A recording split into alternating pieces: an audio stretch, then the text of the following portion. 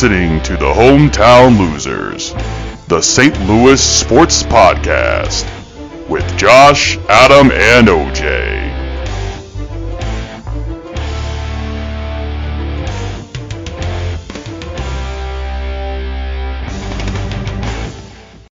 Hey everybody, welcome back here to the Hometown Losers Podcast. This is session number 46. I'm joined as always by my co-host here, Adam and OJ. Gentlemen, how are we doing today? Good evening, and glad to be here on 222. It's a great day to be here because guess what? The Blues are playing, and I'm happy about that. So, absolutely, OJ. How are we doing tonight? Same. Yeah. I just watched Brandon Saad and Pavel Buchnevich score back to back, basically. Hey. It's pretty sick. Yeah, it's actually I had the game up a little bit, or I had the pregame on, but then I ended up having to do a bunch of stuff on my computer. We're facing the Islanders, right? Tonight? Yes, we are. Yep. Okay, yeah. I haven't watched, unfortunately, the game. So those were like literally back to back. Then, damn. Yeah. It was Saad with the power play. Saad scored. Yeah. And then Buchnevich scores basically right straight off the fucking face. Hell yeah. That's how you do it. That's how you do it. Let's go Booch. Well, speaking of the Blues, let's go ahead and jump into it here. Just give our listeners here the quick update. So since last session, they've gone 1-2. So they are now 29, 24, and 2, for 60 total points. We're still fourth in the Central. We are 16 points behind the Stars now for the lead of the Central, which is 2 more points than it was last session. So we've lost a little bit of traction in that race. We are still in the second wildcard spot, but there is a separation now that it starts 3-0. Who just scored? Oh, let's go Blues. Wow, and just like that, it's 3-0. Damn, boom, boom. Jesus Christ. About to sink the island. Okay, yeah. We're not. This is damn good luck. Wow, ever since we've started this podcast, they've gone from tie game 0-0 to 3-0 to freaking 3-0. Damn. All right, let's keep it going, boys. Anyway, was that Buchnevich then? I'm trying to see. Yeah, it was Buchnevich. Oh, Thomas to Kyrie Booch again. So there you go. Get him a hattie. Yeah. Give him a hattie. That'd be nice. Booch back to back. So getting back onto it, we are still in the second wildcard spot, but there is a separation between us and the Kings, who now have a 6-point differential between us. We're still chasing in the West the Canucks for 20 points. Obviously, we're still 8th in the West, which was the same as last week. And last session as well, we were 17th in the West, in the NHL. And we are still 17th. We're still 20 points behind the Canucks, which is obviously the leader in the NHL. So obviously we're having a good game right now. Yeah, 3 goals in 32 seconds. Yeah, but so that's crazy. So if you went to the bathroom, you're going to be pissed. And there was only 3 goals between 2 lines. Yeah, in like 30 seconds. 32 seconds. 3 goals, 32 seconds. Holy shit. That escalated quickly. I just love how one of them was scored by the same line. Just they went out and scored so fast on the first one, they kept him out there. I didn't know. That the Blues could score a field goal there. Right? Apparently, the 2 Bucha goals came 7 seconds apart. Back-to-back goals. And it's kind of ironic because the main topic, since we kind of talk about the Blues, and we're all kind of wondering which way this is going to go. Right. Since last session last week when we were 1-2 and just didn't look great in the past couple of games. That's what I mean. The question I had for you guys was maybe this is the start of a slide, but maybe not anymore. But obviously you got to keep it up for the full 60. But Adam, what's your take here on what everything's been going on? Overall, I think I'm just going to stick with the under Bannister. I still think that we're moving in the positive direction, and we're still in the playoff, race. I think we definitely have a real possibility of landing a spot, probably a wild card, more than likely. But I think we have a real chance at it. I mean, we've been slipping a little bit lately, but I know that Justin Volk and Persnovich, they were both on the IR, and they actually called up Bolduc from the AHL, so from Springfield. So I've heard good things about him, and obviously Drew Bannister obviously has seen good things from him. So I'm excited to see how his debut goes against the Islanders. So yeah. I think so. This is the thing. They have really cleaned up on the power play for sure. I've definitely seen a major improvement there, but I still think there's some needed improvement on the 5-on-5 here. Yeah. But obviously tonight, they're looking pretty good. It's a good start so far. And listen, Adam, you bring up a really good point about Bannister, because under Bannister, the Blues team is 16-10-1, so they're moving definitely in the same direction as we talked about a couple sessions ago, and how hard it was going to be able to keep up, the same thing that they were running, which was, winning like 60% of the games. I think that we were looking at, they were 7-4 when we started to take a look at it. I'm like, you lost ground in the playoff run. I don't know if that's going to be something you're going to be able to keep up. Well, they're kind of keeping up with that pace keeping right up. now. Yeah.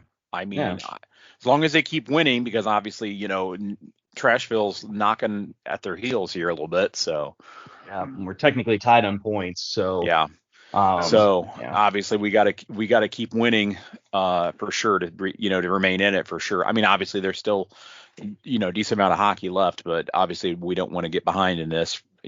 So I think it'll be good. 3-goal leads are the worst to have in hockey, especially early on. So you got to keep your. Yeah, I know that's what the saying is. For me, it's always been 3-goal leads, because I feel like, especially early on, and like you get a 2-goal lead anywhere in a game, that is definitely where people tend to get more relaxed. But the 3-goal lead early on, to me, I've seen and been a part of teams that have lost because you just like completely take. And once you take your foot off the gas, sometimes it's really hard to put your foot back on the gas. You know what I mean? So I'm always kind of worried about that. Should put your foot off the gas. There you go. 100%. I was going to say, hey, Booch is going for a Hattie tonight, so he's got to keep pushing. Yeah.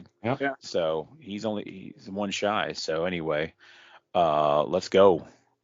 But it's interesting. Kind of what this team does best so far this year. That's kind of how they turn it around. Is that if they can get ahead, then they can also just kind of sit on you, because they just kind of do the park the bus thing. So they're kind of used to playing kind of like that. It's been working for them, at least against worse teams. Like the Islanders are certainly weaker competition than some of the teams they've been losing to recently, with the exception of Nashville.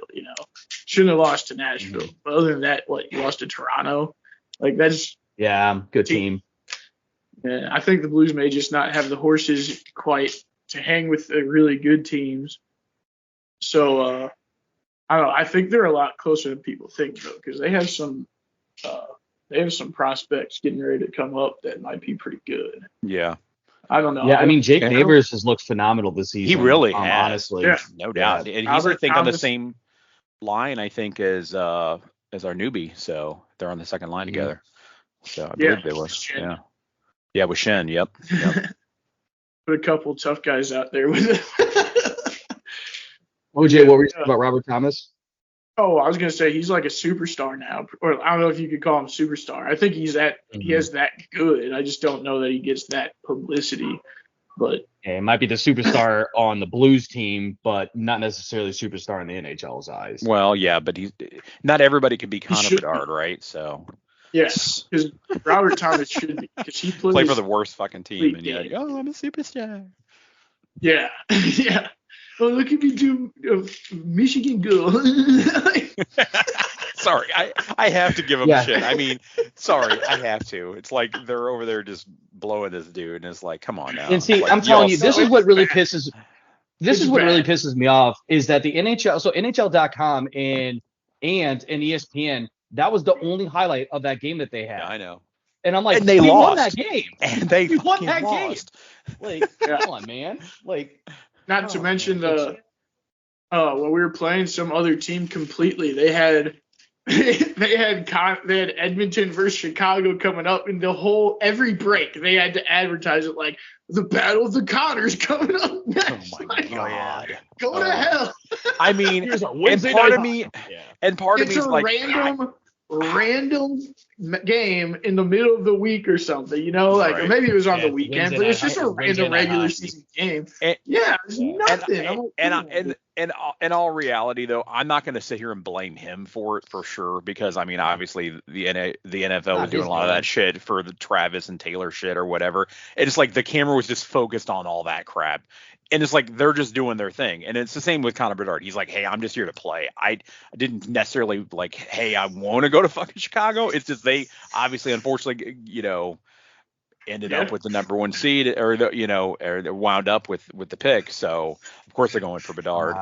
But it's more of a F you to Chicago.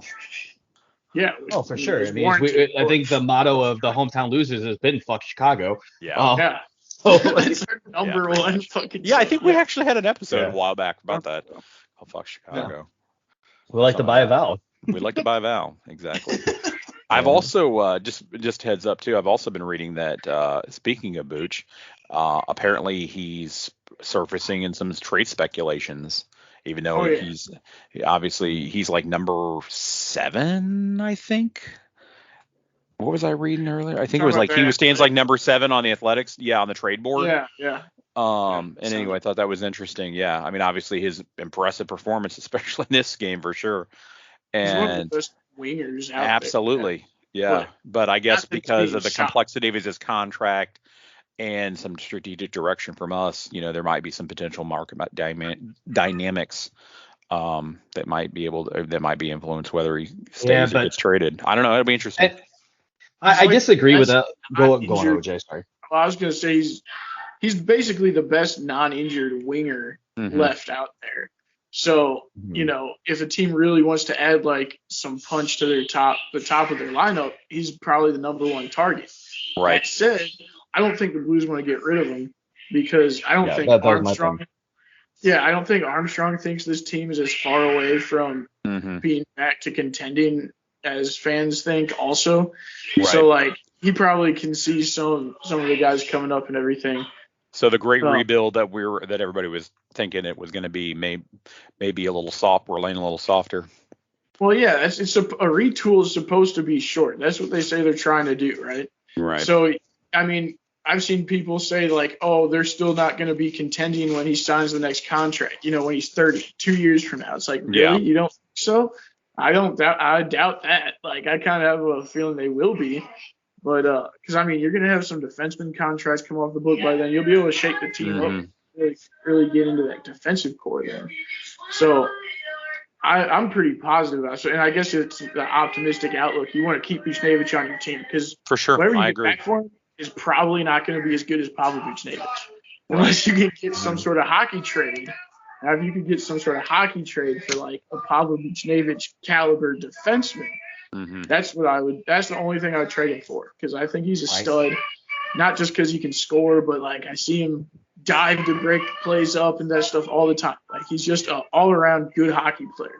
Yep. You don't find those guys a whole lot. So. Right. Yeah, and that was my point as well, OJ, was that I just don't see them trading away Booch because what are you going to get in return?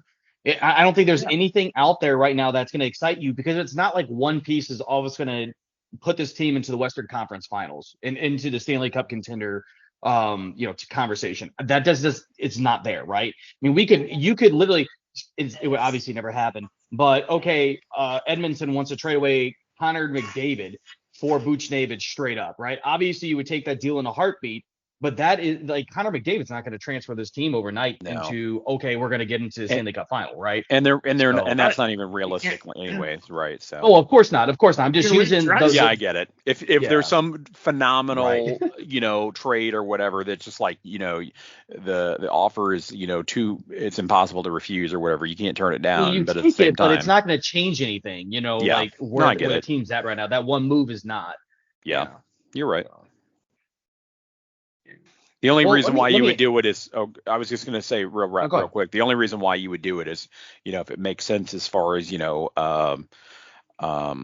It has to be a no-brainer. It'd have to be a no-brainer, and it would also have to make sense from a contractual perspective as well. Like we're getting somebody, and like it's not going to hit our cap real hard either, or they're going to take care of, or they're going to end up, taking the cap or taking the cap hit for us or something. You know what I mean? Like it'd have to be structured really, really well. Yeah. Now, just don't see us like trade away picks at this point because from what all the experts are saying, this draft is going to be a relatively weaker class. The next draft they're projecting is going to be stronger than this upcoming draft in the 2024 draft, but the 2025 draft is still going to be relatively weak. So it's not like this past draft that we just had where there's a lot of strong contenders out there. So I'm not terribly too certain, but OJ, I do want to ask a question. Speaking of this year, and kind of where we sit at into the playoffs here, and again, as I said, OJ, I'll start with you. Are you kind of worried about the gap that's grown between the Blues and like say the Kings? Now it's a 3-game separation since it's 6 points between us at the second wild card spot and the first wild card spot. And obviously, you still got that 20 points behind the Canucks. Which is 10 games, so that's significant. It looks to be like the NHL has the cream rising to the top right now, right? So what's your thought process on that? Are you worried about that? I mean, nah, not really. I mean, we're not going to catch the Canucks. I mean, put that out of your head. But I know that. As far as the Kings, they could easily stumble again. They've done it before. We kind of stumbled here ourselves, but we also were going through a little bit of a tough stretch where we played some good teams. Like tonight we're playing the Islanders. They're not as good of a team. So, I mean, there's enough season left that if we just play good hockey, we'll make the playoffs no problem. And once you're in, whatever happens, right? So exactly right. Yeah. That's go on. And I was just going to say, and the other thing too is you're comparing it right now where the Kings literally are coming off of a 4-game win streak, and obviously we've had a little bit of a rough patch here. Things are going to kind of go, I think sway a little bit back and forth. I still think that we have every opportunity to remain in a wild card spot, and honestly, not all that long ago we didn't think it was a reality. I think it really is a real possibility. I mean, we just got to get back to winning again, but overall, I think that, like I said earlier, I'm going to reiterate that we're heading in a positive direction. I think that we could be real contenders, at least getting into the wild card. Those discussions once playoffs come around, I think that we have a real possibility because if we keep playing at the consistency that we have been, I don't see how we couldn't be. You know what I mean? Unless one team. We still have 27 games left. Exactly. So I'm not worried myself personally. Like I said, obviously the Kings are, they're on one right now, but we could easily catch them and tie them up again real easily. I mean, what did you say? Like 4 points behind them? 6 points. Okay. Well, so 3 games back, so to speak, potentially, obviously give or take some ties or whatever going into OT. And technically looking at wins and losses, I mean, I know that obviously the Kings have been they're racking up a lot of points in overtime losses and OT. But the thing is they're not getting the wins. They're, I mean, obviously at the end of the day, the points matter for sure. But at the same time, we actually have a better winning record than they do. So. That's right. Just saying. Just making that point. Hey, I'm with you on that. They should get rid of the loser point. Or actually, I'd like to see them go to like the MLS kind of way of doing it with the 3 points available. Yeah. It's actually funny that you mentioned that, OJ, because that was another hockey fan that Adam and I both used to work with, Robert, Adam. He always brought up that, an overtime game all of a sudden becomes a 3-point game rather than a 2-point game. So it makes more sense to have 3 points for a win, and then the OT winner gets 2 points, and the OT loser gets the extra point to get that point, right? Right. Totally makes sense. It balances itself out, and it would be very interesting to see how it would lay out. But all of a sudden now teams that would be winning in regulation, I think it really puts a dramatic push to games tied 1-1 going into last 5 minutes of the third. Obviously you're trying to win the game, but you're also not trying to concede either. I think it gets you an extra little bit to take extra chances to try to go get a full 3 points rather than losing a point to those guys. You know what I mean? So yeah. Yeah, Because put a little it- skin in the because game, you're because gonna lose a otherwise point it's no like matter what. Right. okay, well there was no repercussions for going into OT if you end up winning, because it's like, well, you still got Yeah, your it's 2 the same. points. It's the same thing, right? Right. But at the same time, you're mitigating your loss percentage. Essentially, you can Right. take it more easy in that last 5 minutes, knowing that you're going to guarantee yourself at least 1 point. Yep, So that's very true. Yep. yeah, You got to have a little skin in the game there. yeah. Well, we know that the NHL is definitely not going to change anytime soon, but hey, I like the idea of it at least, so yeah, it makes sense, right? for sure. All right, guys. Well, let's move on here to STLSC, who had a big game on Tuesday as Hell they yeah. took on the first game in the first leg, our first game in the first leg of the first round, the CONCACAF Champions League here. STLSC won 2-1 over Houston, and they'll be up by 1 goal on aggregates going into that second leg, which will be in Houston. Just some quick stats here before we get into our takes on it. We had goals from Tim Parker on a header at the 61st minute, and then Kijima at the 90th minute, our new addition, winning that. Yeah, Kojima, which was awesome and very impressive to see a new addition be able to make that move, or be able to make an impact very quickly to the team. So I was gonna say that announcer kept the way he said his name made it sound like he was calling him Jose Kojima.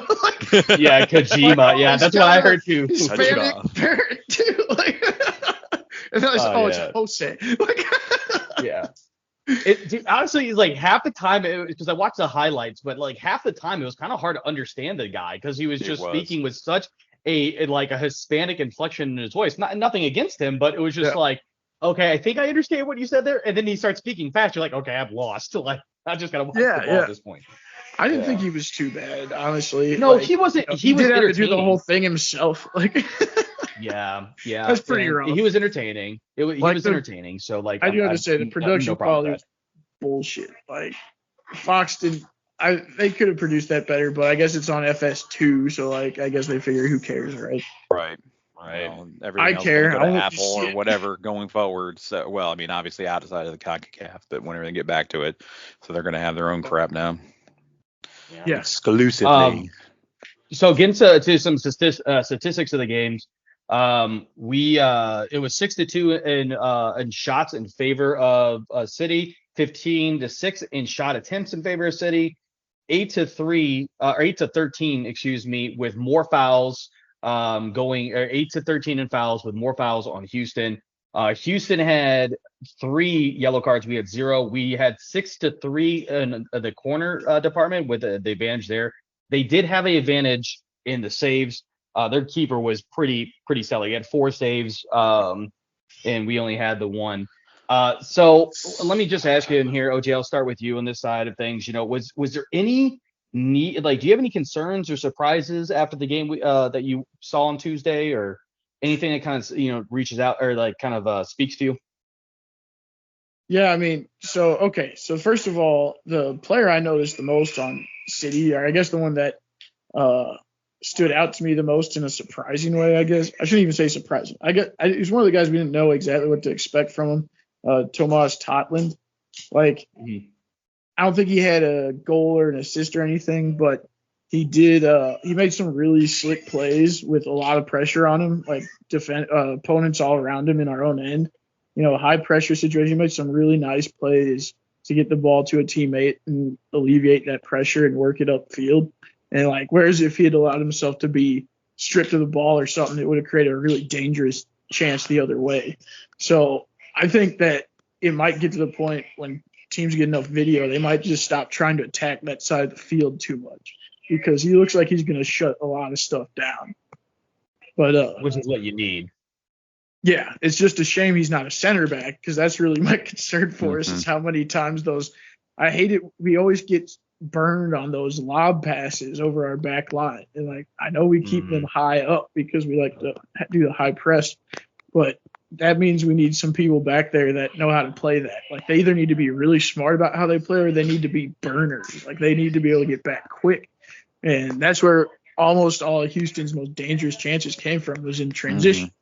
it's the same thing as last year. And I was hoping we'd have found a way to alleviate that a little more. From what I understand, we might have some. I think we were missing Nilsson. Leuven didn't play most of the match.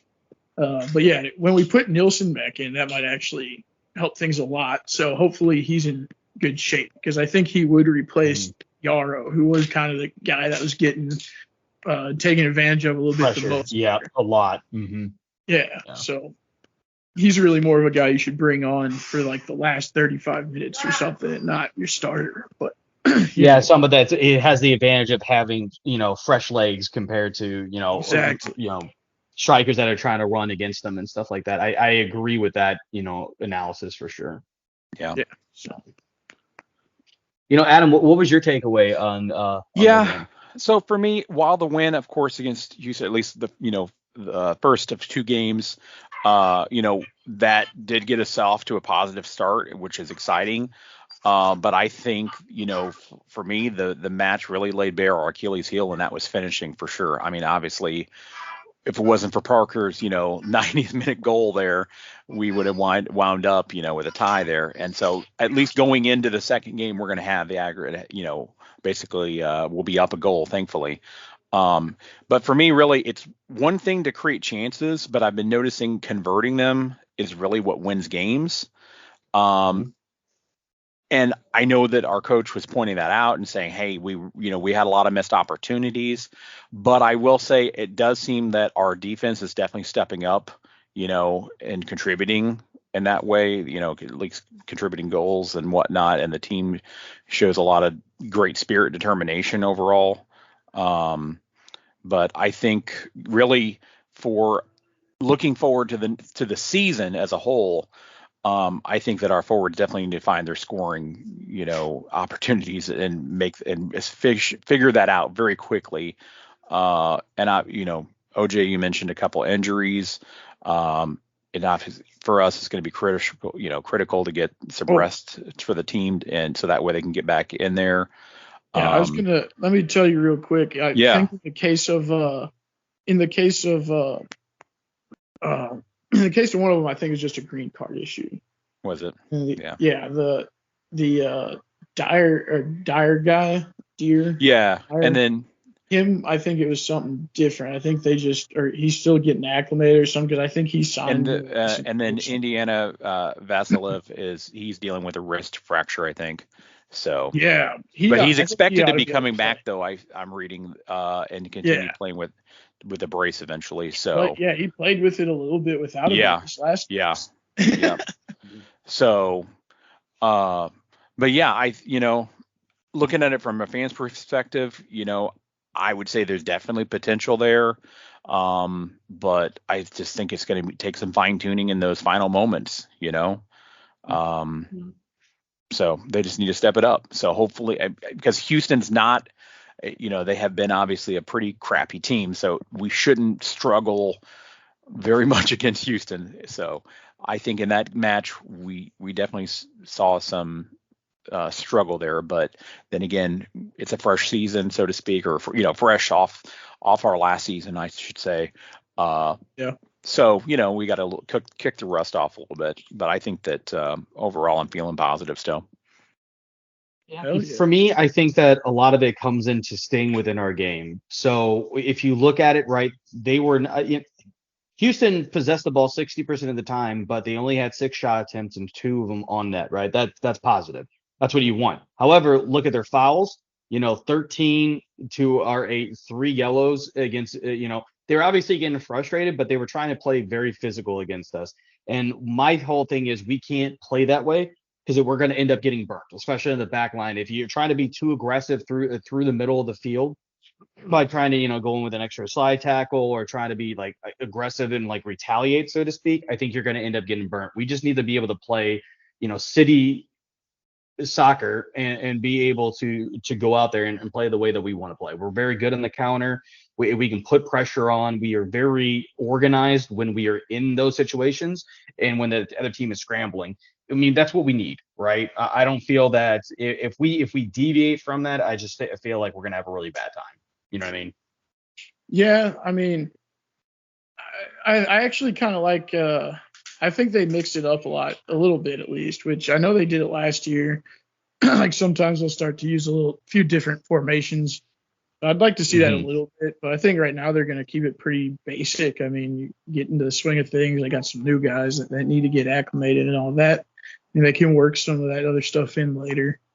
But because I really think for this team that in order for them to be truly successful, they do need to be able to mix it up and not just have the one way to attack. Because the problem is when teams just give you the ball, if you can't go score, then they got you. They just have to give you the ball, and then they just counter. You know what I mean? Like, yeah. So that's what we saw St. Louis struggle with the most last season. So hopefully some of the new guys they got can help them keep the ball, or put a little more pressure on offense when we do have the ball, I should say. Yeah, I think that's the other thing about that, right, is we know our weaknesses from last year. We do need to be able to grab the ball and keep pace. That's going to be the biggest thing about it, right? So, again, it's first game of the quote unquote new season. Obviously, it's not an MLS match, but it's the first look of what is to come in the MLS season. So, you kind of take it, for what it is, but a win's a win, and you just got to move on, and try to go out and close out Houston, because once you're past that, you got Columbus, and that's going to be a very difficult battle. Yep. Yeah.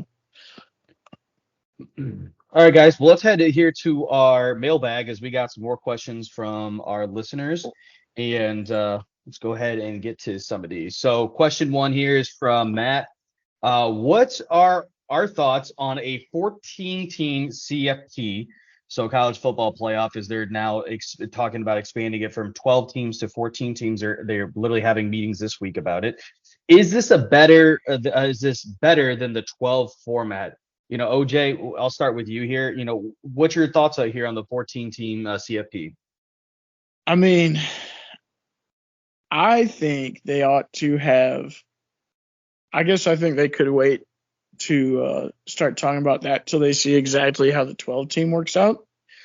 But I assume that they want the 14 because they want to make it easier to get more Big Ten and SEC schools in, because they're trying to stipulate we want so many auto bids and all that stuff, and it's like, oh, come on, man. If you're good, you get put in.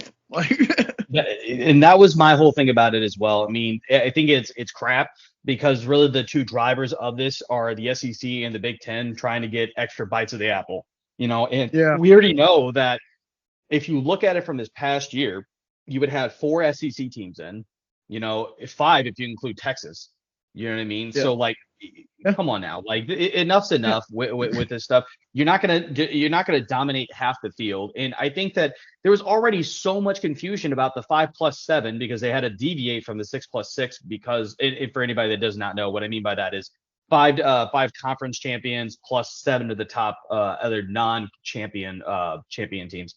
It was originally 6+6 with essentially the Power 5, and then the best ranked of the other Power 5 conference, or other 5 conferences, would automatically get based in 6 of the best ranked. But since the implosion of the Pac-12 is now they voted on it, and it's 5+7. But I think that what do? You go to 5+9? That doesn't make any sense. I mean, you're letting in a bunch of great teams for having okay seasons, and some of those you're going to start seeing teams get in there from the SEC or the Big Ten with 2 losses or 3 losses. And it's going to be really? I don't feel that's already going to happen 12. That's already going to happen. Right, but it would happen way more. That's what I'm saying. All of a sudden, you would have your undefeated teams, which are the top 3 or 4. Your 1-loss teams, which are going to be down to 8. And if you have the 14, you're probably going to see some 3-loss teams. And it's how the hell are they competing for a national championship?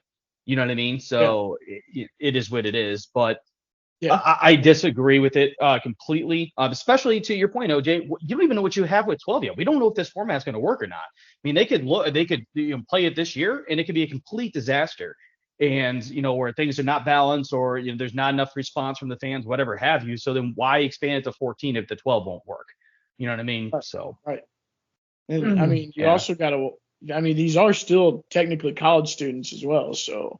You got to watch how long you run the season at some point too. So I don't know when we get the point where that's too long. You know what I mean? Oh, for sure. The NCAA hasn't, they call them student athletes, but they haven't looked at them as student athletes for 100 years. You know what I mean? So, yeah, pretty much. At least they're get to do whatever the hell they want. Yeah, I mean, at least they're getting paid now. And they actually just got announced too that the opt-in waiver for the new EA college football game came out, so that's going to help too for some of the players for their name and likeness, right? So even if you're not like getting an NIL deal, you can get $600 and a copy of the game. Just say, hey, I play college football, and here I'm immortalized in this I'm in the game. That'd be literally. We're cool. In the game. I might collectively bargain for more, but yeah, it depends on I think they're gonna have to keep, and I think that was the thing that EA said, that they're like they have to keep it like at a flat rate.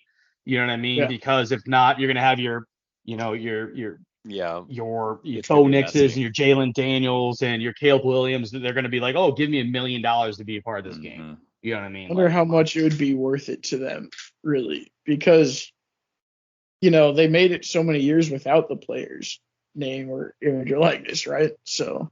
Mm-hmm.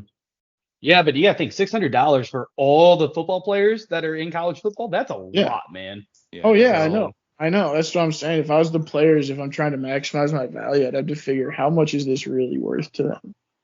But at the same time, and I'll just look at it from a different perspective. You do not want to be part of that decision as a player that killed this game, that thousands of people have been begging for forever. Well, and all of a sudden, because we want more ESPN money, just won't use it's one of those things. Likeness. People liked it plenty enough without that shit before. That's true. But so at the same it also time, works to like maybe you should just take the 600 in the game. Yeah, exactly. Not going to get anything. Adam, what were you saying? Yeah, I was going to say it's kind of like the whole debate about the Super Bowl, right? Because halftime show, they don't get paid anything, or like that's true, but the thing is like they're getting the publicity and everything else, and in a sense this is sort of the like it's part of the experience. They're going to make up plenty of money in the NIL if they if they're a good player, or have name recognition anyway. I don't, like you said, Josh, I don't think I'd be the one that would want to potentially kill the game or whatever, be that guy. Considering it's like, okay, clearly if everybody is negotiating for ridiculous rates, they're not going to be able to do this, and they're just going to go right back to pulling the plug on, putting them actually in the game and whatnot. So, right. It's people aren't necessarily playing just because so and so is in the game. It's like, well, they're doing it because they're obviously already fans anyway of college football. Exactly. So they care much more about the jersey than the player. Right. Exactly. Yeah. But I just wanted to bring up though just a couple things about this discussion. So I wanted to mention that obviously some negatives at least about this. Looking at it, I think it would bring up some logistical hurdles for sure. Expanding it out an additional two teams on top of this. And I think that could also potentially cause some, scheduling problems and whatnot. And kind of back to your point of these are college students at the end of the day, it's going to be kind of messy. The more that you expand this, the more you're going to have to coordinate. And that ultimately could dilute the quality of play in the end of it as well, if the new additions aren't coming up to the current standards. So, it's also going to be interesting, if they do this, how they're going to adjust that playoff format, to accommodate more teams. So I don't know. Yeah. And that's go on. Oh, sorry. I was going to say, I like that. Part of what I like about expanding it to 12 is that I do think you should be given a couple of mistakes during the season. Because sometimes teams develop as the season goes on, especially teams that have to recruit heavily through the transfer portal. Right. So sometimes you might have a team that actually legitimately might be the best team in the country, and they might stumble once or twice. That shouldn't automatically preclude you from even attempting to compete for the championship. Right. You know what I mean? Exactly. So that's Exactly. why I know exactly what you mean with that for sure. Hell, not to make an not to make an NFL reference here, but I'm going to. It's like the fact that all the Raiders fans want to keep talking about how the Chiefs, lost to them in the regular season, but guess who won the Super Bowl? I'm just saying. So yeah.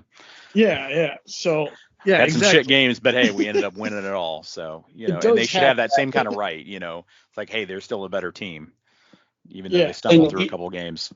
And you don't want to honestly have an entire season decided by two specific things. One, like, once in a lifetime type of plays, like the kick six and the Iron Bowl, for example. That knocked Alabama out of contention when they're going for a field goal, long field goal, and they run it back like for a touchdown. Like that shit just doesn't happen, right? And the second thing too, that especially if you're going to continue to play later and later into the season, is weather. Yeah, that's weather, very true. It affects the games in a significant way. I mean, Adam and I, watched the Miami Kansas City game. Negative 40 degrees. Yeah, historically cold weather, and it brought the high-powered offense of Miami to their absolute knees because they just not used to that type of weather, right? And especially if you're going to have a lot of teams that are, now that we have, you have Stanford that's playing the ACC. It's just you're going through completely different climates, and a lot of teams in the West, or like in the West Coast, are now going up into like Big Ten territory where there's going to be snow. They're not used to that, playing in Cali, unfair advantage, and stuff like that. So I think that to your point, OJ, I think that 12 teams is a good format, especially for now. And then if you're not going to go from 12 to 14, to me, you would go from 12 to 16. But again, you're going to have to like cross that hurdle as it comes. You know what I mean? So yeah. I mean, I think they definitely have to evaluate the 12-team format first before we can even consider the 14-team league. That just doesn't make sense. You gotta take it step by step. So yeah. All right, guys. Well, let's get to our second question here. This is from Tom. Will MLB change back to their older uniforms? God, I hope so. Adam, I'll start with you on this one. What's your take here? Do you think they'll change back to their old uniforms? I don't know the details when it came to like the contract with Fanatics and Nike or whatever, but I'm telling you right now, money talks, and MLB is not going to sell this shit. I mean, they're not going to sell these things. They are going to lose their ass. If you don't already know, and like I pointed out to you guys earlier, to Josh and to OJ, the freaking pants literally are see-through. Yeah. I mean, I'm not talking they're clear, but the fact is they are so thin you can see the player's freaking lining of the jersey through the pant, and in fact, even the tag, like in the lower portion of the jersey on the like on the lower left leg per se, you'll see the actual tag, and I'm like, how tacky. And none of the players like it. I swear that the players that are coming out there and endorsing this are probably getting some kickback or whatever from freaking Nike or Fanatics or something. They have some endorsement shit for sure. Yeah, absolutely. But the fact is, money talks. No one's going to buy this shit. They're going to wind up, and they're going to have to change the quality of this. And they're going to have to. There's no doubt about it, because they're not going to lose their asses on this stuff and just have a bunch of unsold merchandise that nobody's going to buy. I have yet to hear one person that's willing to purchase that crap. Yeah. I actually heard that the players union is involved now too. So good. There's actually a good chance they change. Tony Clark. Yeah, Tony Clark is the MLBPA executive director. Yeah, he is now at spring training, which is not something that normally happens, so he can see it firsthand. And he's saying that it was interesting. So the quote that he had to ESPN was that, this is like a lot of people complain about stuff, and he's like, there was a lot of rhetoric, and you just needed to like try to make sense of it all. But when you get there, it's clear as day that there's an issue. And so it's just like, man, that's sad. Right. And I think a lot of the pressure is, and sorry, Adam, I'll make this point, then toss it back to you. But I think the problem with Manfred, for with the MLB is like, well, we wore these last year in the All-Star game. Well, yeah, but it was also a thicker material because you're making it for only 50 players and not a couple hundred. And that's been the biggest problem. Adam, I just want to say, why didn't they try this trial run during spring training? Yeah. Well, that's what it is, right? Well, that's what I'm saying. It's not a trial. But the fact is this is committed. We're like, this is what the new uniforms are, period, for the season. But the fact is, it's like, okay, we're going to try this out in season, in spring training or whatever. We'll order some of these and kind of like, let's give it a trial run and see, how the players react, if they really like it overall. What do the fans think? Blah, blah, blah, blah, blah. Get the feedback. Like, run a prototype. A little bit bigger sampling size than the All-Star game. And like you said, that was thicker material anyway. But these are their everyday uniforms. You need to get a bigger sample size. You need to be able to actually get real gameplay, because honestly, no offense to the All-Star game, but that's not real gameplay that's happening in the All-Star game. They get like maybe an inning or two if you're lucky and you're out. You know what I mean? So well, also players have said that no, it's definitely different from the All-Star game. So, for sure. But even if it was the same, it's not really a trial. It's not. But even if it was exactly the same, you can't really use that as a trial, because it was one game. It was like 50 players, and they're only out on the field for a couple of innings at most. So even if it was identical at that point, I'm just saying, and it's so that absolutely nullifies the fact that you need to try this shit out, especially being so drastic of a change. Yeah, I think didn't that we're they going put this before like a board or the MLB board, but now the PA was not involved. I'm just talking about before the not the public, but you come in for studies. You know what I mean? Like they do anonymous studies and whatnot, and like get feedback from the consumers and shit, or from players. Who knows? I don't know, man. They've really botched this, and I still am mind blown that Nike would put their reputation on the line and put their fucking logo on this shit. It's mind blowing. They were crossing their fingers they could slip this one by people, because I was listening to Bernie Miklasz, and the point he brought up is they announced all these changes through like beat reporters. Usually they would have like a press release or something from MLB saying, hey, we're changing the uniform. They did it like in a quiet way, essentially, because they're probably like, oh, this is not going to go over well. It wasn't a big announcement, essentially. And I'm telling you right now, the biggest change, or the biggest eye opener, is going to be when these spring games start, because when you have younger players that are going to be competing for roster spots, and obviously veterans trying to keep their jobs, when they start diving around and stuff like that, and all of a sudden pants start tearing because they're thinner materials, and I mean if you can see through them, and they're taking the fact that when I saw the fact that you can see the shaping of them, I was like, come on. I saw vaporware. I'm like, listen, that's code for we used as little material as possible. Does it, vaporware? Hold on, vaporware. Doesn't it sound like a Trojan? Doesn't it sound like a Trojan condom? Like vaporware. Yeah. It's like you're wearing nothing at all. It really does. They should be sponsored by Nike. It's like it's not even there. Jesus Christ. Yeah, no, it's pretty pathetic. Yeah. Oh my God. So I think there's a good chance they wear something different in the regular season. Adam, I'm telling you right now, if we go to a baseball game, I'm going to get thin as fuck baseball pants, and I'm going to put the Trojan logo on them and put down like something on the side of it. Like, it's like they're wearing nothing vaporware. At all. It's like you're wearing nothing at all. Vaporware.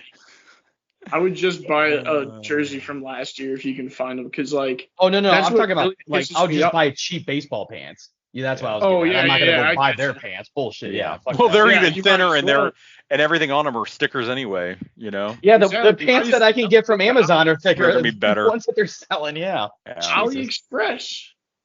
Yeah. AliExpress, or I guess DH gets the new one. Yes. Yeah. But yeah, you can probably find some that's roughly equivalent in quality for like $30. I would be pissed though if I was a player. I'd be like, "Are you serious right now?" Oh, I would be too. Like I make how look, I have to tailor my own pants. Like you're just gonna give me some. Yeah, you got to tailor your own pants that you're gonna see through. So imagine being a rookie. So you're in the minor leagues for like 8 years, and all of a sudden you finally get your shot, and this is the shit that you're wearing. You're like, wow, yeah, I feel like I'm really? taking a downgrade. Oh, That's what Michael God. has said. He's like, it made it feel like major league when you would get those major league uniforms. Mhm. Now it's like, that's Yeah. gone. People are like, really? This is what this show's about, huh? Embarrassing. Not Soon gonna the lie. jersey's just gonna be written in green crayon. You know what I mean? Like here you go. Here's a stencil. Like color in your number and your name. Like I mean, what are they they'll going do. for like They'll super just do away cash? I mean, with if this They'll is the just case, have. I was gonna say they'll just have the home team wear a light blue shirt and the away team will wear an orange shirt, just like Yeah. Rocket League. We There won't you even go. have Yeah, there you jerseys. go. Fuck it. there you go. Or I was thinking like, since Save we're a going lot of super money. casual, let's go out there in like pajama pants or something, for God's sake. Yeah. Jesus, man. Freaking ridiculous. So, Tom, the all right. answer is Some pajama they will pants. change it or they will lose their ass. And Yeah, we they're gonna know have they a like riot. money, so they will change it. Yeah. Let's get to a last one here. This is going to require some thought from you two as well. So I'll go ahead and start because I've already answered this when this question was asked of me. So this is from Corey, and this is a very good question. If you could retire 3 current or former Blues players' numbers that have not yet been retired, what would they be and why? So, it could be anybody that is on the current team or anybody that has played on the Blues. But, why would you retire the number? Who would they be? And so on and so forth. So I'll go ahead and start since I answered this one. I have the 3 that, to me, number 27 in Alex Pietrangelo. I know he betrayed us by going to Vegas, but he was here for a very long time. He was the first captain, the first Blue to ever touch the Stanley Cup in a winning capacity in a Blues sweater. I don't like his move to Vegas. I thought it was very not forward thinking of him. Obviously, he won another cup there, but regardless, I mean, he obviously meant a lot to our organization, and I think he's going to live down in history regardless. I think it eventually will happen. Who knows? Maybe it won't, but yeah, I don't know. My second one, and I cannot believe he's already not there. Number 38, Pavel Demitra. Like, how is Dimitra's Yeah, that's a very good jersey point. not Didn't been they just- retired? I mean, I thought they did that recently. I'm looking Did on they? their website, but they don't say that. Didn't they have his family out one night? I thought that was. I don't know if they actually retired he was it. inducted. He was inducted into Hall the of Fame. St. Louis Hall of Fame. Oh, Yeah, okay. but they don't retire yes. number 38 now. Sorry. Yeah. Yeah. No, I agree. No, Strong. you're good. Obviously, yeah, and him and obviously his tragic death, Yeah, Yeah, no, and that was- he meant was a lot big to his. part of my childhood. Yeah. Yeah. Yeah, 100%. I watched games a lot with him and Brett Hall. Like it was, he was a gritty player that never gave. He was like Bobby Barkley. I mean, that's what he was like to me.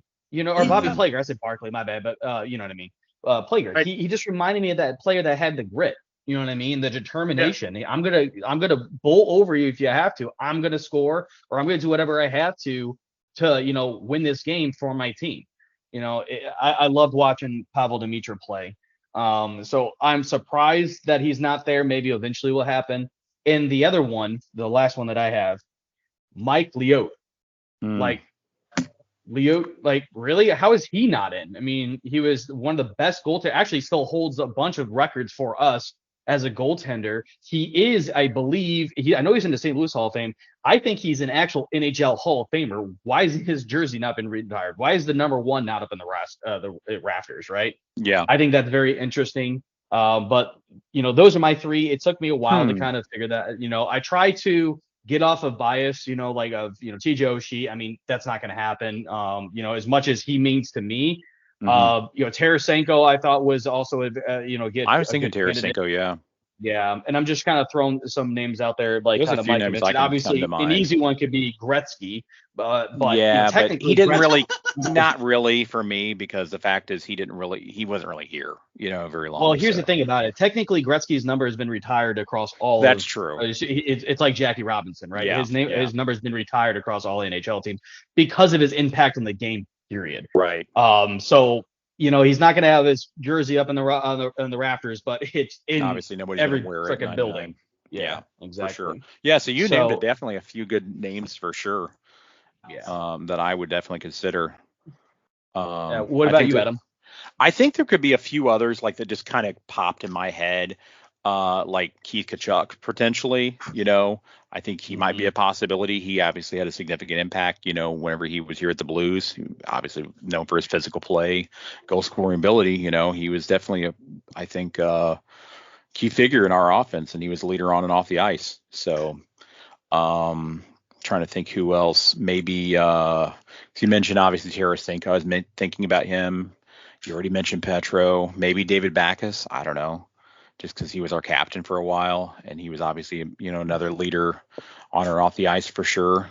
And he certainly played a big crucial role to some of our playoff appearances whenever he was here. And I think he was well respected as well in the locker room and around the community. Trying to think who else. Maybe Roar.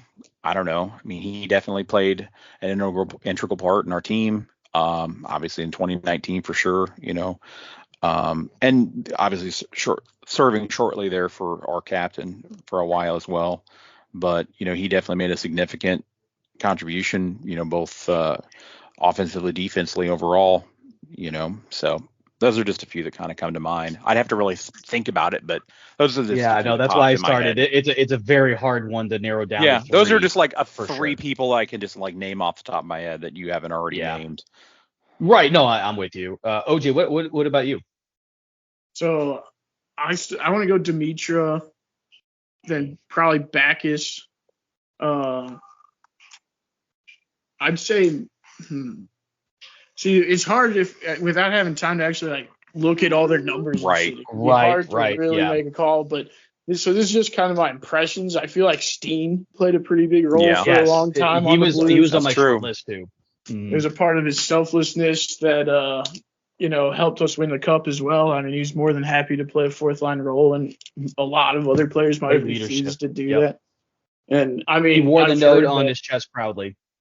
Yeah, and I've even, I've heard that he went to, some of the like Maroon and those guys when they were coming in and said your voice matters too and all that stuff. And basically, he did a lot to help that team gel and everything. Also, like, I just think he's a team first guy, good, really good player for a long time. Definitely deserves the award for that. So, and then let's see, I get another one? And who was I thinking? I almost kind of want to put TJ Oshie in there just for Sochi Olympics. Like, oh yeah, that is true. I mean, everyone continues to forget that. I mean, like he won us the game against Russia. I mean, the dude is just ridiculous on shooting. Yeah, that was one of the coolest things I've ever seen. I mean, he basically just went toe to toe with Russia's best throughout the entire shootout. Like, it's just Bobrovsky. Like, are you kidding me? Yeah, and like I think they had. Who was on Russia? Because Russia kept. God, now I'm forgetting who they. Pavel went twice. I can't remember. Yeah. They changed it up every single time. Besides Pavel Datsyuk, who went twice, he went first and fourth, if I remember correctly. Pavel Datsyuk did. Yeah, and then I think they had one other guy that went like 3 times or something like that. But yeah, that's pretty epic. He came up with us, spent a lot of his early career with us. Like, could see it. I mean, obviously, my first dog has been named after TJ Oshie. The guy had a huge impact in my life and brought me back to hockey. After the lockout, I was done with hockey. I thought the players were very selfish because, again, being a younger kid, didn't really understand what they were fighting for and stuff like that, and didn't want to come back to hockey. And then watching On the Glass, I remember it vividly when I'm like, I have got to start watching Blues hockey. If you guys remember, TJ Oshie was in a penalty box. He came out of the penalty box on when Columbus was on a power play when Rick Nash was there. And absolutely he made a beeline right to Rick Nash. Rick Nash passed the puck off, did not see TJ Oshie at all, and TJ Oshie just absolutely took his head off. That's when I was like, oh my God, that guy is a freaking lightning rod. I mean, obviously he's very talented with being able to move the puck and stuff like that, but the physicality he plays with, means a lot to me as well. So, I mean, yeah, yes. I would definitely support that one, OJ. I tell you one that I honestly thought that you were going to say, OJ, was Pierre Turgeon. I really thought that you're going to be like with me too, because Pierre Turgeon was on my short list as well. Yep. I could see that too. So actually, damn good. I would switch him out because for a second there I was thinking of the Blues, like Blues Hall of Fame or whatever, not like number. Yeah. Like I do think, probably not number retirement for TJ Oshie. Yeah. I don't think he played long enough for that. But I still could see Steen.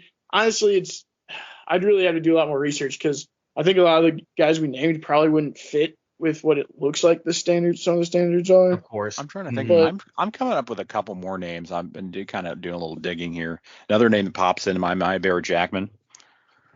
Yeah, but Barrett Jackman's number is already retired because of Bobby Plager, and you're not going to put Barrett Jackman you're right. Bobby You're Plager. right. I didn't even think about that. That's a very good point. Yeah, and actually, so when they retired Bobby Plager, because remember, I actually worked that game when I was working for the Blues. I worked that game. I didn't even think about and that. This was one of the classiest things. So when we were setting up the stage and stuff like that, listen, Bobby Plager was a character. He would talk to anybody. He was so awesome. He had great stories. He would always ask, how you're doing. He might not remember your name, but he was like, I remember you, talking to you about something specific. I mean, he talked to everybody. He was always really nice to us.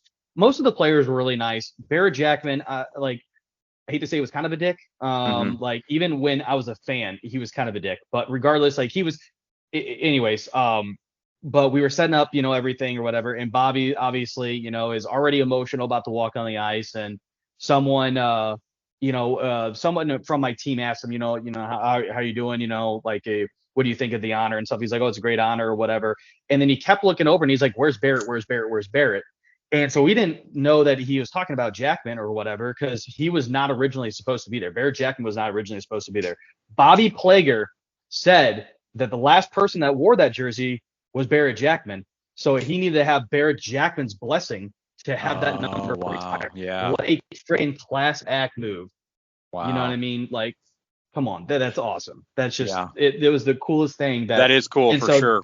And if you remember, Barrett Jackman actually talked as well during his retirement. Yeah. I thought that it was just a really classy move. You know what I mean? And then for them, meaning the Blues, to be able to put him right next to his brother Barkley. Lower down Barclays. And it was like that was so emotional, like not a dry eye in the house. I was crying on the ice, Adam. I was crying on the ice, and I had nothing to do with it. That was Yeah, that was one of the best. Wonderful moment. Yeah, that was one of the best for sure. But yeah, that goes to. But I didn't even think about Jackman wearing number 5, but that's a very good point. Yeah. Yeah. Mm-hmm.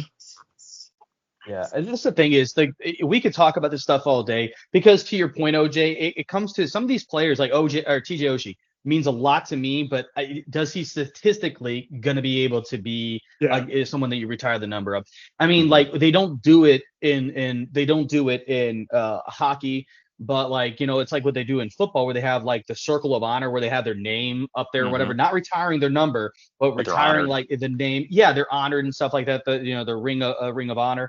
I mean, that's what a TJ Oshie, David Perron, like David Backus, those guys set the foundation for all this. And that's the only thing that really still to me, honestly, is like a nagging itch that I can never scratch, that David Backus never won a Stanley Cup. Yeah. That like TJ Oshie won one obviously with Washington, the year before us, but so that one, like, cool, you feel good about that, but David Backus never winning it. That really, like, that hurt me, the fact that he sacrificed so much for this team and never got one on a different team either. And unfortunately, we took away his best chance. You know what I mean? Like, we sure did. It is what it is, though. But and I will say, looking at the guys whose numbers they have retired, I don't think the standards for actual like stats and stuff is as high as maybe for like the Cardinals. Like the Cardinals, you basically have to be a Hall of Famer in order to have your number retired. That's clearly not the case with the Blues. So like I could see like certainly Backus, Turgeon, Demitra, like those are really good picks for it, I think, honestly. Yeah, but I mean, if you do take a look at it, so McGinnis is obviously a Hall of Famer. Bobby and Barkley Plager are both Hall of Famers. Brian Sutter is a Hall of Famer. Brett Hall's a Hall of Famer. Bernie Federko's a Hall of Famer. Chris Pronger, I think, it is or will be. Gassoff, I think, is as well. That's all of them. I didn't know You know what I mean? Gassoff was. I thought Gassoff Well, wasn't. that's what I'm saying. He's the only one I'm questionable about. But anyways, to your point, it doesn't matter. I mean, like, they could do whomever that they want to, because it's just how it's meaningful to the St. Louis Blues. You know what I mean? Right. So True. Kind of like what they're doing with the St. Louis Hall of Fame thing, kind of like what the Cardinals do. Exactly they have their right. own Hall of Fame to honor them, and they, their red jackets and whatnot. For the Cards, for example, it's the same thing. They give them a kind of a special honor. I will they're say not necessarily retired numbers. If we are going to hold players to that level, I don't know that the Blues have many Hall of Famers. Since, well, yeah, we've only been around since '67. That's the thing, is that we have a storied tradition for a very long time. Oh, there we go. Booch Davis just got a hat trick. Did he? Hell yeah! Let's go, Booch. It was like, I think it was an empty well, good net for him. 10.5 minutes left in the third. Wait a minute, hold on. But did he score the first or second goal, OJ? Second. He scored a second, so that's a natural hat trick. Is that a natty? Yeah. That's a natural hat trick. Wow. So for anybody that does not know what that is, that's a natural hat trick. It's 3 goals in a row by the same player without anybody else scoring on either team. That's a natty. So yeah, that's a natural hat trick. That's pretty badass. That is awesome, dude. It certainly is. That was it. Wait a minute. There's like 10 minutes left. It was a backhander from across the red line. So they already pulled a goalie and there's like 11 minutes left? They were down by 3, so was it on a power play or anything, or? No, it doesn't look like it. It looks like, I don't know. Sure enough. I just looked at the Blues Twitter page, and sure enough, they pulled the goalie with 10:55 left. You don't see that too often. They pull the goalie that early. We definitely do not. Yeah. And Buchnevich backhanded it in from the red line. Hell, the way they're going with it, with 11 minutes, unless they're going to put their goalie back out there, but if they're going to keep it empty, shit, I think you might be able to go back to back to back. There you go. Oh man. Back to back. Wow. Dude, natural hat trick. Natural hat trick. All right, here's NHL. So I will give you guys this one real quick before we head to our sign out. Who's the last player to have 4 natural goals scored in a row? So again, it's not a natural hat trick, but a natural 4-goal game. I have no idea. Was it Laine? Gretzky? I don't know. Laine? It would be number 42, David Backes, against the Detroit Red Wings. I watched that game specifically, and he scored 5 goals, but 4 of them were natural, like 4 in a row. He scored 5 goals that game, and there was a lot of push to try to get him to a 6th goal, which would have tied the NHL record, and would have gotten the NHL record, the Blues record, but he obviously couldn't do it. So, but yes, the Blues, I think, won like 7-1 or 7-2 that game. But I would watch that game specifically, and I remember it very vividly. And just for the record, too, that was Bucci's 2nd hat trick this season as well. There you go. All right, guys. Well, thank you very much to the listeners for the questions. Please keep the questions coming so we can continue our mailbag segment. So we can continue answering your questions, because I definitely enjoy them, that's for sure. And it makes you think a lot more than just talk about general stuff. So please appreciate that, and please keep those coming. Why don't we head to our sign out here? Adam, would you like to tell the good listeners how they can interact with us, like some of these guys have, and ask some questions and stuff? Adam, take it away. I would love to. So check us out on Facebook, facebook.com//hometown losers. That's spelled LOUSERS. Or check us out on x.com/hometown losers. Give us a like, give us a share. Tell your family, tell your friends, hide your kids, hide your wife. But definitely send it. I was going to say, but above all else, send in your questions. Because they're streaming everywhere anyways. Hell yeah. Now, OJ, let's hear the game of the week. All right, game of the week. There's only one. Can only be one. The St. Louis City MLS season opener against Real Salt Lake at St. Louis. I also want to just really quick point out that the score app that I use, I think it was originally made in Europe, because whenever, like, if I look at the Blues game, it has the home team second, like we normally do it. But then for St. Louis City, it has because it's soccer, it has the home team first. Like they do it in Europe. So I got really confused. I was like, I thought it was in Salt Lake for a second. Gotcha. No, yeah. I'm so like I've watched so much soccer over the years that I knew that was like the way that they did it. Yeah, they flip but it. like it's still a change because like if you're just glancing at it, ESPN, you're like, all oh one shit. way. Yeah, all American sports typically, it's the other way around. So. Well, that's what I'm saying. The app should make it all one way. Like, don't mix it. Like, that's terrible. Yeah.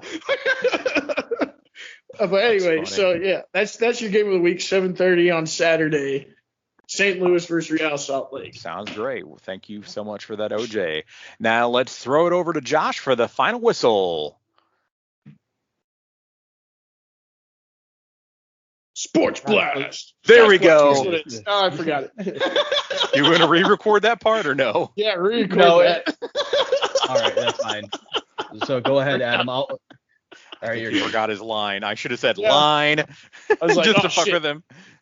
it's Snap Blast, yeah. Okay, so ready? Yeah. 3, 2, 1. All right, thanks for that, OJ. Appreciate it, and looking forward to that game. So now let's throw it over to Josh for the final whistle. Stat Blast. All right, guys. So I do have two of them here. One quirky one, and then one actual statistic that I think some people may know. Some people, but a lot of people I don't think would know. So the first one here, this is a weird thing that I was able to dig up. So up until 1937, NBA referees threw a tip-off, just like you normally do. You know, have a tip-off at the beginning of the game. They tipped off after every single basket. So that way it was like a face-off in hockey where you have an even chance of being able to possess the puck first. They did that after every single basket. God. Unless it was a foul, of course, and you do your two shots if you need it and stuff like that. But after every possession score, they went back to the center and re-tipped the ball. Crazy. Wow. Christ. So they probably had crazy. rotator cuff problems. So did the clock stop then after every single one? Yep. So it's literally like freaking football. Like I know. after they literally, it's like, okay, stop the clock. We got to punt the ball. All right, now we're gonna go again. It's literally like. And obviously the game is what back then was much slower. But imagine doing that now when you have guys like Stephen Curry who can just sneak it from half court. Stupid. Are you kidding me? Like, you'd be sitting in the middle of the damn court the half the game. Yeah. Well, no, think about it, dude. The whole game. Create a whole specialization. Like you literally would have tip-off specialists. Like that's literally all it would be. They just stand there. Okay, whoever win the tip-off, they make the they dunk it, and then it's like, okay, and we're back. Yeah. Teams would be scouring the face of the earth for like 7'3" people and teaching them to play basketball. They already are, but yeah. But to just shoot from half court.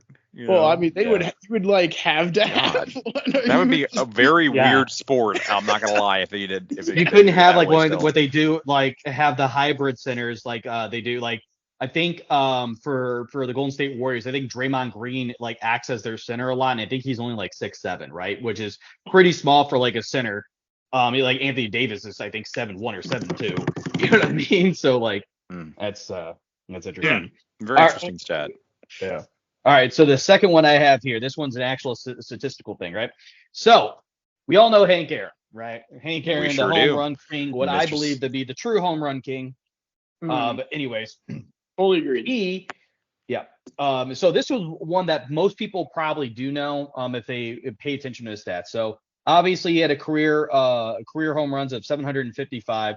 But he never actually had a season where he hit 50 home runs in a single season, right? Really? That is most people, I'm surprised actually, Adam, with all the baseball knowledge you have, I'm surprised you did not know that, but the most he ever hit in one single season was 47, if I remember correctly. 47, that was back in 71. I mean, his whole career probably looked like Albert Pujols' first like 10, like, 100%. Yeah. Like, you're looking at 10, 12, 20, 40, 34, 47, 38, 44, like, and then he's just in the 40s and like high 30s all the time. Right. But this is the actual stat. And this is the craziest thing. Right. So if you take away his 755 home runs the dude's probably still a Hall of Famer because he still has over 3,000 hits. He would be still, if you take away the 755 home runs, he would still have 3,016 career hits. Wow. Unreal, well, he right? played a long time. I'm looking to see how many years did he play? Like 22 years? 22 years, correct. He played a long very time. consistent and very durable. The fact that he was that old going into his last seasons there, and he was hitting like near whenever he was like in his 19th career, 18th career season, he was hitting 40 home runs in his 18th career or season in his career. Ugh, I can't even speak. Damn, that's crazy. Yeah. Yeah, that's wild, dude. They built them different back then, I guess. I mean, jeez, that's the GOAT I know right they there. built some of the pitchers different back then too, so I guess. Yeah, like a Bob Gibson and stuff. You know, they literally had to change. Bob Gibson changed the game because they had to change them out. Crazy. Yeah. That's how good he was. But I love that. Yeah, I love Bob Gibson's up too. It's so. Oh my God! Like I was able to lower the mound 5 inches. OJ, I'm gonna have to get that to you eventually. I found some old video of him like pitching and stuff like that, just so you can have it. It's just freaking awesome. Like, watching him dominate. Yeah. Well, I'm sure you have, but like some of these are like full game. Full game broadcasts and stuff. Yeah. You know, and the thing is, even after they lowered the mound, he still went on and he was still really damn good too. Still dominant. He's still dominant. Even after they lowered the mound by 5 inches, he was still dominant. Absolutely. So, he was a legend. All righty, guys. Well, appreciate your time, and I've always enjoyed talking St. Louis sports with you guys, for sure. We appreciate the listeners. Thank you again for your questions. Please reach out to us and please interact with the show. We'd love to hear from you guys, and we'd love to be able to answer those questions. Until next time, we will see you all here on the Hometown Losers podcast. Have a great night, everybody.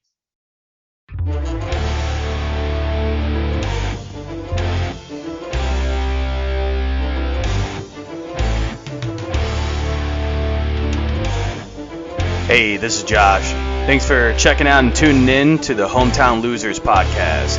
Check us out next week as we continue our silliness and talk a little bit about the St. Louis sports scene. Catch you next week.